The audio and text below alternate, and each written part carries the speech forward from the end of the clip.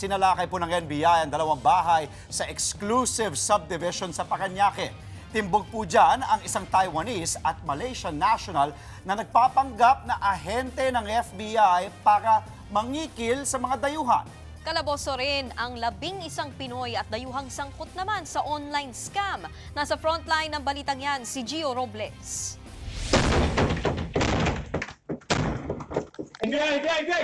Pinasok ng mga tauhan ng NBI Special Action Unit ang bahay na ito sa isang exclusive subdivision sa Parañaque City nitong August 17. Isinagawa ang operasyon sa bisa ng warrant to search, seize, and examine computer data na inilabas ng Regional Trial Court ng Parañaque. Kaugnay ito sa investigasyon laban sa mga dayuhan at Pilipinong nagpapanggap umano na tauhan ng Federal Bureau of Investigation o FBI para makapanloko. Arestado sa operasyon ang Taiwanese na umano'y boss ng grupo kasama ang isang Malaysian national na tumatayong kanang kamay at interpreter nito. Damay din ang 3 Pilipino na tauhan ng mga dayuhan. Ayon kay NBI Director Melvin Matibag, mga American national ang target ng grupo pero dito sa Pilipinas isinasagawa ang operasyon. So ginagamit nila yung nagagawa sila mga fake account, fake data to get the data ng mga bibiktimahin nila at gagamitin ito para makapag-scam, makakuha sila ng malalaking halaga. Magpapakilala raw silang FBI agent sa mga biktima at tatakutin ng gawa-gawang kaso para maabsuelto. Kapalit daw nito ang malaking halaga ng pera na ipapadala online.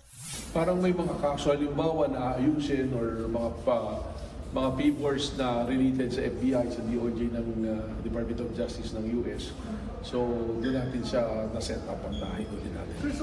Sa operasyon ng NBI nakuha sa bahay ang mga uniforme ng FBI na ginagamit ng mga scammer. Nagkalat din ang mga peking FBI badge at ID na ginagamit ng grupo. So, we are coordinating with our counterparts sa FBI dito sa US Embassy. One thing is sure that we will not allow foreign nationals to make the Philippines as their haven for committing crimes. Nahaharap ang mga sospek sa kasong paglabag sa usurpation of authority at computer-related fraud. Sa hiwalay na operasyon ng NBI sa parehong exclusive village sa Parañaque, sinalakay din ang kalapit na bahay na ito na pinaghihinalaang ginagamit bilang scam hub. Arestado ang 11 Pilipino at isang dayuhan na nasa likod umano ng iba't ibang panloloko online gaya ng love scam at financial fraud. Bukod dyan, sangkot din umano sila sa pangingikil sa mga biktima gamit ang mga peking account sa iba't ibang social media platform at messaging apps.